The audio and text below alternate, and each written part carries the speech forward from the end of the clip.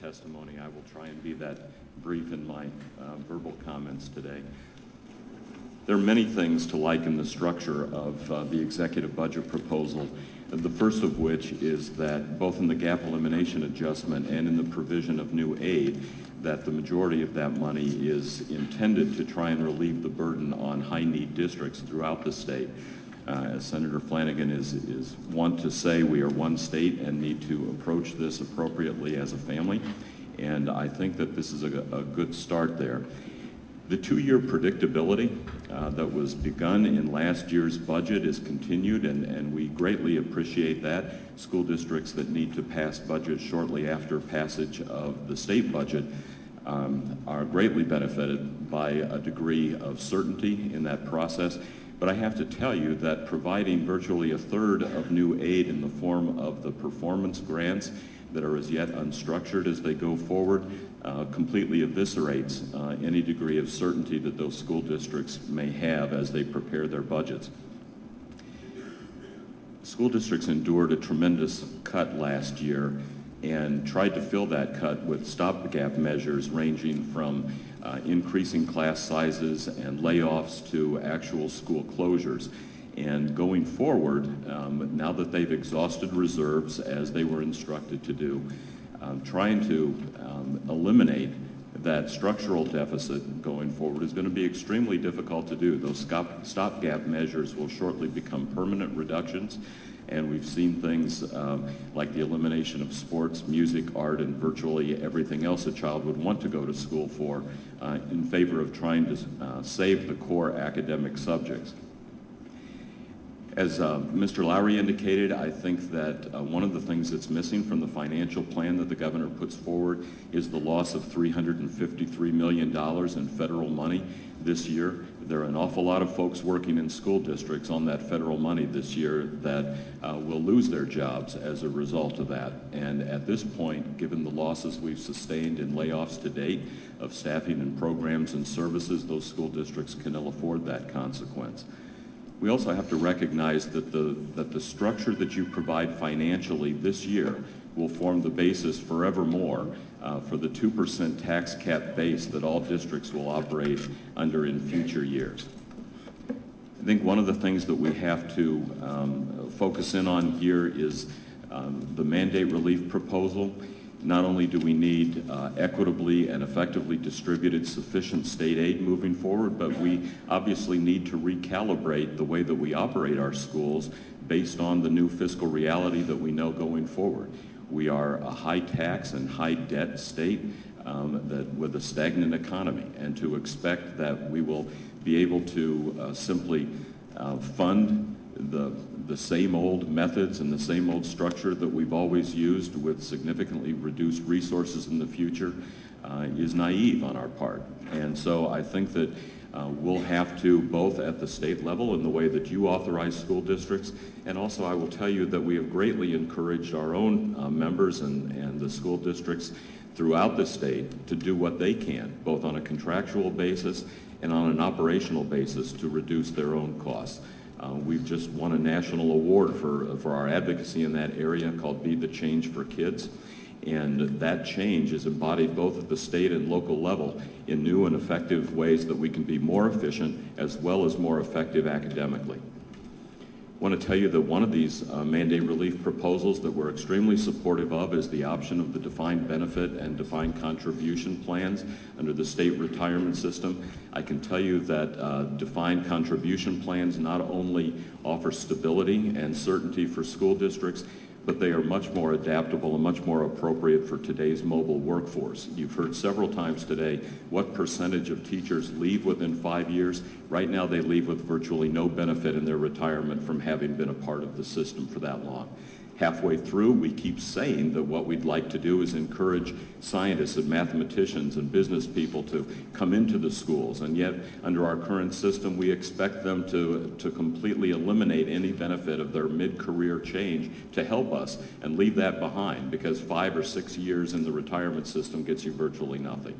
And at the end, we expect that even though the state has put away hundreds of thousands of dollars for our actuarial tables on what they can expect to give a retiree, that in fact if they die, their families receive 3 times their salary when the state may have put away 15 times their salary at the end. All of those things are rectified by a defined contribution system. Some of the cost shifts that are within the budget I'd like to address, one of which is the governor's rhetoric about preschool special education and saying that schools make the decisions but they don't share in the consequences. I find that to be incorrect on 2 different counts, one of which is that they make the decisions. They do not. Statute indicates that the county service providers and evaluators are on that committee and they make the decisions. School districts' only option, if they don't agree with that decision, is to sue over it. Otherwise, they must accept the recommendations of the preschool special education committee. And secondly, those school districts also know that within a year or 2 that they're going to bear the cost of a higher program, a higher level of service, perhaps a more ineffective or inefficient level of service simply because the child has grown older. And so to say that they have no incentive to try and keep those costs down, I believe is not telling the full story here. Similarly, summer school, special educational programs, many of our schools offer that, and the governor has proposed that we change that, the way that we fund that, putting a priority on prior year claims instead of current year claims. Unless we continue the state incentives there, special educational students will quickly begin to lose the value of those special educational services over the summer, and they will have to retrench educationally year after year as they lose that 2- and 3-month time period in between there. We've long ago advocated for changes to 3020A reform, and the proposal that's been put forth by the State Education Department and now the governor eliminates the problem for the State Education Department, who currently is about a year behind in paying those few people still willing to do that work. But quite honestly, reciprocal discovery, impaneling a state panel of hearing officers to hear those cases would be a much more cost-effective and quicker method. It was the one place in the executive budget where I laughed out loud, which was that school districts need an incentive to try and settle 3020A cases, as if $300,000 in 2 years wasn't enough of an incentive to try and get those taken care of. I don't want to leave here without thanking you for what you did earlier in relieving school districts in the downstate area of the responsibility for paying the employee payroll tax toward the MTA. That eliminates a horrific precedent that could have expanded into other areas, and we both appreciate it financially and programmatically. And the last thing, well, not the last thing, also the building aid reporting that the governor vetoed several pieces of legislation for school districts that have had problems, errors in their building aid reporting, said it needed to be part of the financial plan. It's now part of the financial plan as he's proposed it, and we're greatly appreciative of that on their behalf. We do need a couple things added if you're going to be negotiating the budget. One is last year you provided authority for school districts to gain access to their EBALR reserve funds. There's still 65 school districts that could make use of that if you provided that again, and we would ask that you do that. And also we'd ask you to consider a retirement incentive. That the retirement system currently is far below their projected numbers for retirees simply because people aren't retiring. There are no secondary jobs out there in the market for them to go to after they retire. And providing a retirement incentive for school districts would allow us, to the degree possible, to continue our practice of trying to mitigate those tax increases by incurring savings there. And the last thing that I would say is the Governor's Education Reform Commission, we believe, is a tremendous opportunity to try and look systemically at the way that we operate our schools with a mindset toward being both more effective, advancing academic achievement, and also being more efficient in the way that we operate our schools. We'd be more than happy to participate with the Governor and with you in that effort. I think we're entering a new age where we both have increased academic expectations to compete on a statewide and global scale, and I think we have to do it in an era of diminished financial resources. It's going to take a lot of work on all of our parts, and certainly a mindset of being willing to change what we've always done. So with that, I thank you and would be happy to answer your questions. Thank you. Are there any questions? I would just ask one. Go ahead.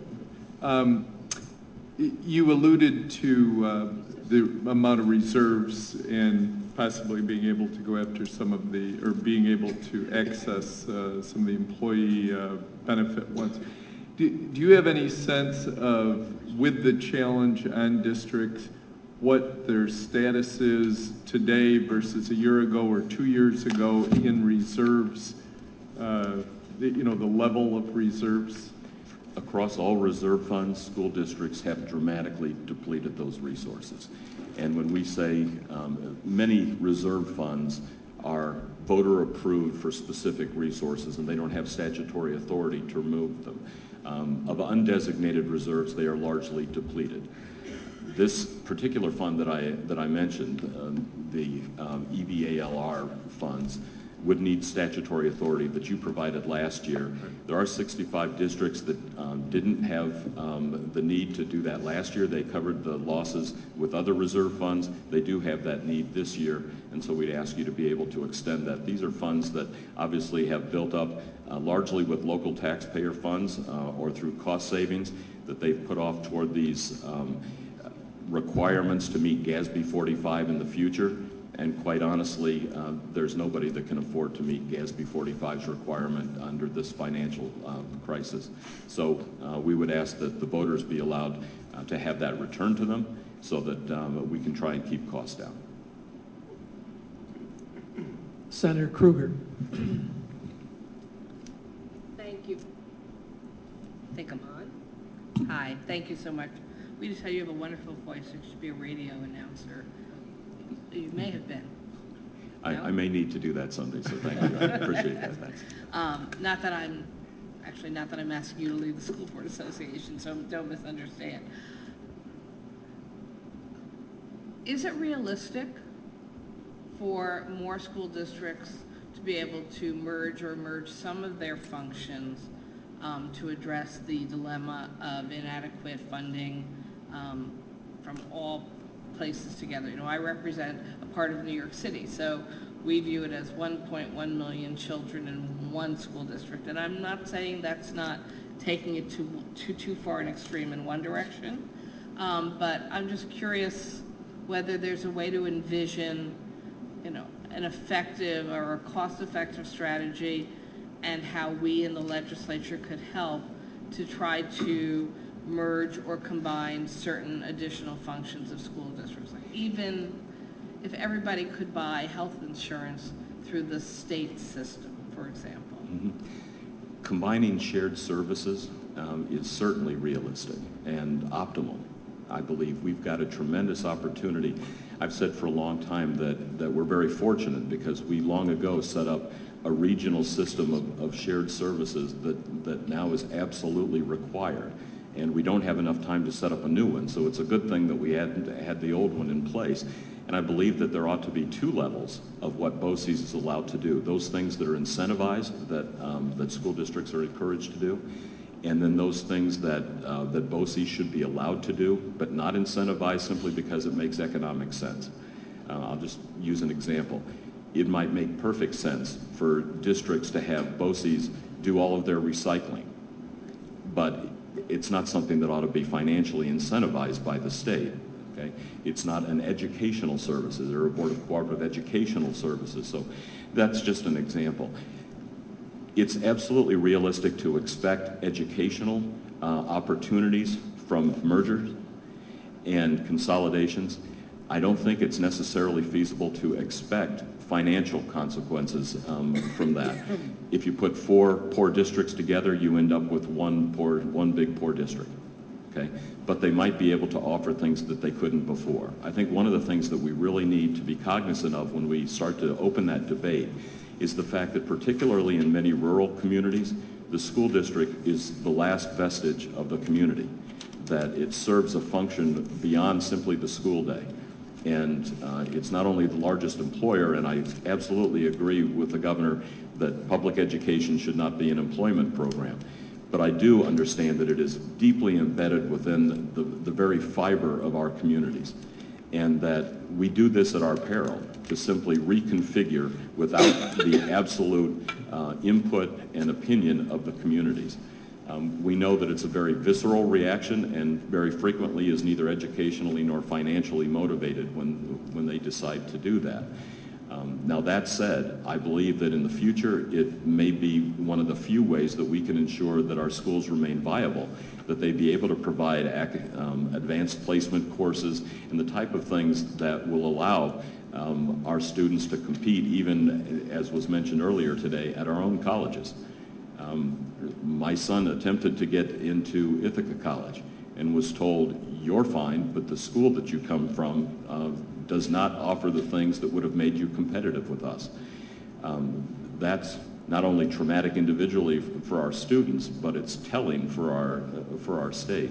I've heard Geneseo in particular has rejected a number of salutatorians and valedictorians from our high schools. It's something that we need to turn around to be able to be not only economically, but obviously educationally competitive in the future. Just as a follow-up, I grew up in New Jersey and in counties where there were lots of small towns who couldn't necessarily justify each having a high school. So regional high schools were a standard operating procedure in northern New Jersey, and I only recently learned you can't really go down that road so easily in New York State if you choose to. You need statutory authority to be able to operate a regional high school, and I know Senator Flanagan has worked closely with Senator Young to try and do that in Chautauqua County in western New York. It's an option that makes a great deal of sense. I went up through 8th grade through school and then went to a regional high school, and it was simply expected, and that was 40 years ago. So it's not a new concept. It certainly was an effective concept. That regional high school was an excellent educational opportunity. Thank you. Anyone else? Thank you very much, and I want to commend you on having total command of your subject, not reading verbatim a transcript, and be able to communicate what was on your mind and also to answer the questions in the same fashion. Thank you very much. Thank you, Senator. Thank you. It's always a pleasure. Thank you. Alliance for Quality Education, Nikki Jones.